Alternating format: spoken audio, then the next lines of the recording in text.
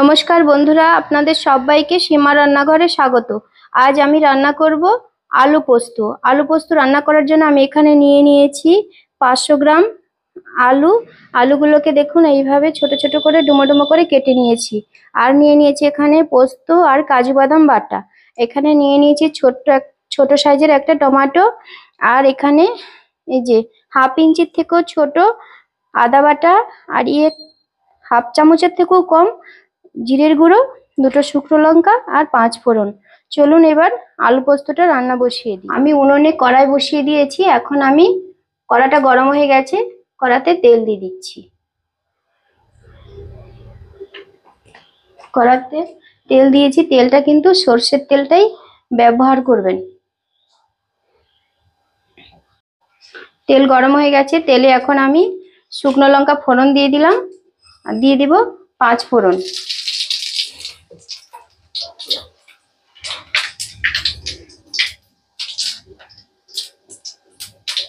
ফোড়নটা ফুটে গেছে, এখন দিয়ে দেব আলুগুলোকে।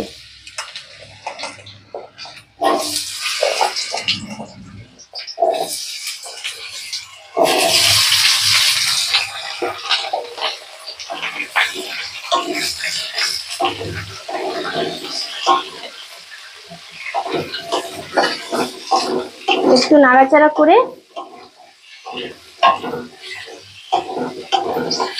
এতে দিয়ে দেব আদা বাটা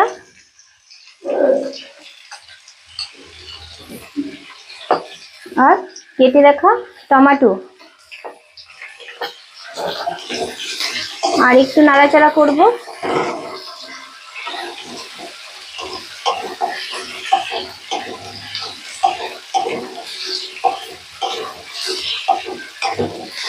এখন দিয়ে দেব স্বাদ মতো নুন।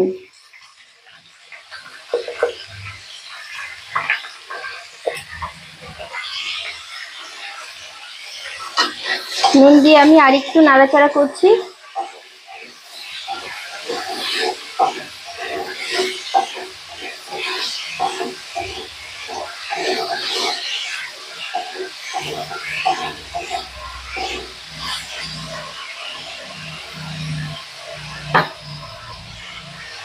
দিয়ে দিলাম জিরের গুঁড়োটুকু, খুব সামান্য একটু জিরে গুঁড়ো দিয়েছি।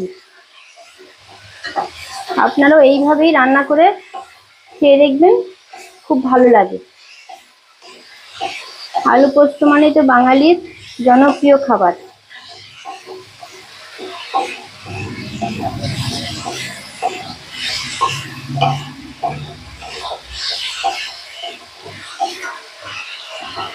আমি আলু পোস্ততে হলুদ ব্যবহার করব না।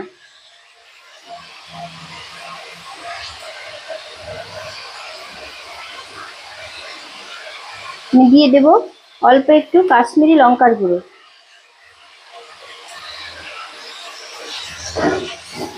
দিয়ে আর একটু নাড়াচাড়া করছি।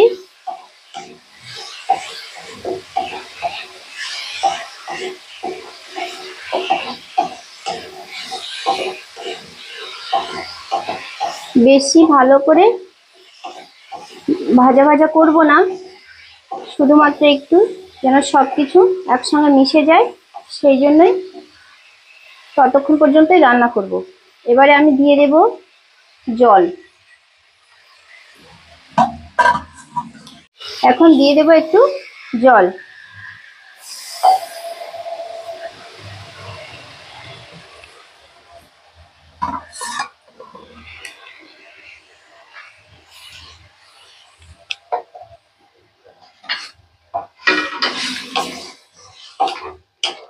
জলটা দিয়ে ঢেকে দেব 3-4 মিনিটের জন্য। যতক্ষণ না আলুটা সেদ্ধ হচ্ছে ততক্ষণ ঢেকে রাখবো।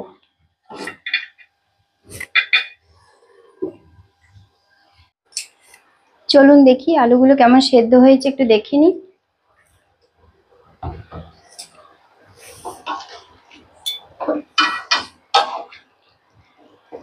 সুন্দর সেদ্ধ হয়ে গেছে, এই দেখুন আলুগুলো সেদ্ধ হয়ে গেছে। এখন আমি এতে দিয়ে দেব বেটে রাখা পোস্তটাকে।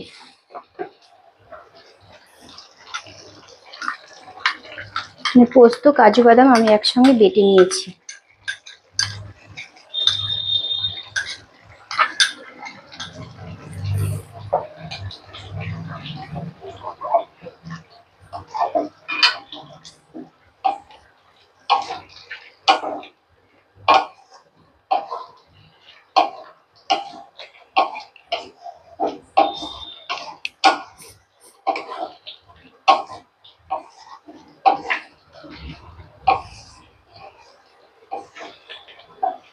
একটু আলুগুলোকে ভেঙে দেব।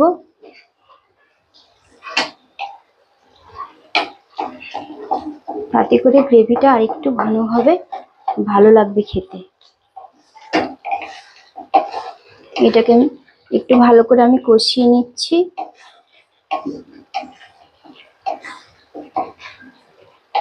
আমার কাঁচা লঙ্কা নেই, তাই আমি কাঁচা লঙ্কাটা দেইনি। আপনাদের যদি কাঁচা লঙ্কা থাকে তখন কাঁচা লঙ্কা দেবেন রান্নার সময়। রান্নার সময় বা রান্নার পরেও দিতে পারেন। দিয়ে ঢেকে রাখবেন।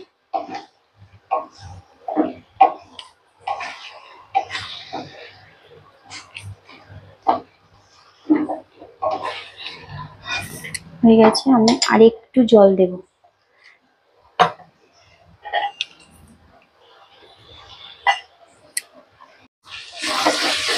কষানো হয়ে গেছে।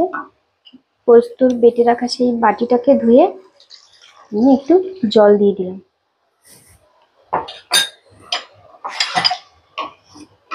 দিয়ে একটু ফোটার জন্য বসিয়ে রাখবো। যখন ফুটে উঠবে তারপরে নামিয়ে দেব।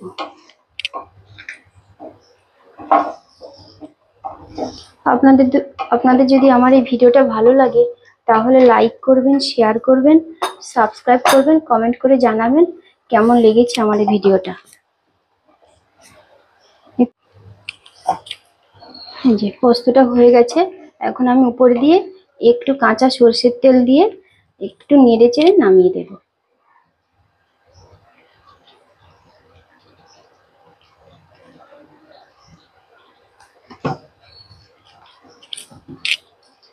দিয়ে দিয়েছি, এখন একটু নাড়াচাড়া করেই নামিয়ে দেব।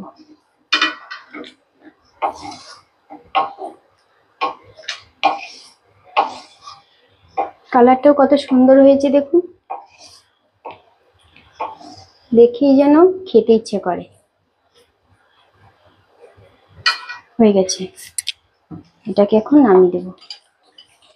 জাল পোস্ত রেসিপিটা পুরো রান্না কমপ্লিট হয়ে গেছে। এখন আমি গরম গরম ভাতের সঙ্গে পরিবেশন করব। আপনারা ভাত, রুটি, পরোটা সবকিছুর সঙ্গে খেতে পারেন।